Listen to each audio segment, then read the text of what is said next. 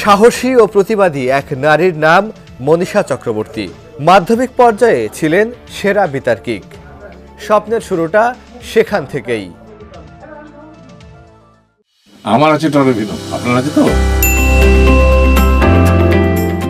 এরপর ধাপে ধাপে কেবল এগিয়ে চলেছেন সামনের দিকে। সফলতার সঙ্গে MBBS পাশ করে হয়েছেন ডাক্তার। তবে সেই চাকরিতে থিতু হননি। চাকরি ছেড়ে নিজেকে বিলিয়ে দিয়েছেন শ্রমজীবী মানুষের কল্যাণে। বিনামূল্যে চিকিৎসার মাধ্যমে স্বাস্থ্যসেবা দিয়ে জয় করেছেন বরিশালের শ্রমজীবী সহ আপামর মানুষের হৃদয়। তাই অনেকের কাছে তিনি গরিবের ডাক্তার আপা। এখানে এসেছি দিদির কাছে চিকিৎসা নেওয়ার জন্য। আমার কাছে সুন্দর চিকিৎসা দিয়েছে, মানে আমার কয়েকটা সমস্যা এই কারণে চিকিৎসাটা দিচ্ছে। দেন আরো ঔষধ সে নিজের গাড়ি থেকে দিয়ে দিচ্ছে। এই দিদির কথা হলো যে তার অনেক আমার ডাক্তারের টেস্টে অনেক স্যাক্রিফাইস করে দিয়েছে। এটা অন্য কোনো ডাক্তার দিত না। একদিকে মা, একদিকে বাবা, এই হিসেবে তাকে আমি কোন দিক থেকে বাবা হলো যে আমাদের রাস্তায় চলার পথ, আর মা হলো যে এই সন্তানের মতো নিজে দেখে, যেরকম সন্তান পালে এইরকম সে আমাকে থেকে চিকিৎসা যেখানে যা লাগে কমপ্লিট। তার হাতে ঔষধ থাকলে এটা আমার হাতে এটা কিনতে দেয় না। বামধারা রাজনৈতিক দলে সরব মনীষা চক্রবর্তী। বাংলাদেশের সমাজতান্ত্রিক দল বাসদের তৃণমূলের সদস্য থেকে শুরু করে হয়েছেন জেলার সমন্বয়কারী।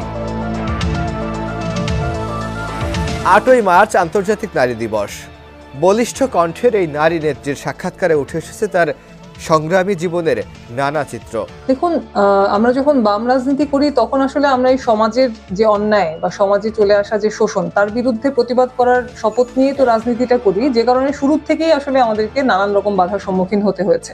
একেবারে 2011 সালে যখন আমরা শেরেবাংলা মেডিকেল কলেজ ক্যাম্পাসে ছাত্রলীগের র্যাগিং এর প্রতিবাদ করেছি, সেখানে আমরা হামলার শিকার হয়েছি।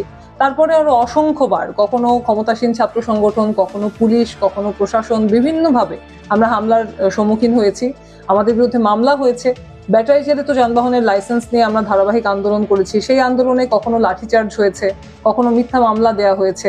18 সালে আপনারা জানেন যে সিটি কর্পোরেশন নির্বাচনের আগে সেই সময় একটি রাজনৈতিক ষড়যন্ত্রের অংশ হিসেবে আমাদের নামে মিথ্যা মামলা করা হয়েছিল। সেই মামলা এখনো চলছে। এবং আপনারা দেখেছেন যে নির্বাচনে 2018 সালে যে সিটি কর্পোরেশন নির্বাচন ভোট জালিয়াতি হয়েছিল, আমরা সেটা যখন এক্সপোজ করেছিলাম, আমরা যখন মানুষের সামনে সেটা দেখিয়েছিলাম, তখন কিন্তু সেখানেও আমাদের উপরে হামলা হয়েছিল। শ্রমজীবী মানুষের অধিকার আদায়ের আন্দোলন করতে গিয়ে একাধিকবার হয়েছেন হামলার শিকার। তারপরও হাল ছাড়েননি মনীষা। বরিশাল সিটি কর্পোরেশন নির্বাচনে মেয়র পদেও লড়েছেন বীর মুক্তিযোদ্ধা অ্যাডভোকেট তপন চক্রবর্তীর কন্যা। কেবলমাত্র বাংলাদেশেই নয়, মনীষার খ্যাতি দেশে বিদেশেও। বরিশাল থেকে পাঠানো খান মনিরুজ্জামানের তথ্যচিত্রে ডেস্ক রিপোর্ট, সমকাল। টরবিনোর পরিশোধিত পানি বুয়েট পরীক্ষিত, যা জাপানের নাম্বার 1 ব্র্যান্ড। 40টি দেশের 30 কোটিরও বেশি মানুষের আস্থার প্রতীক। পানির ডাক্তার টরবিনো।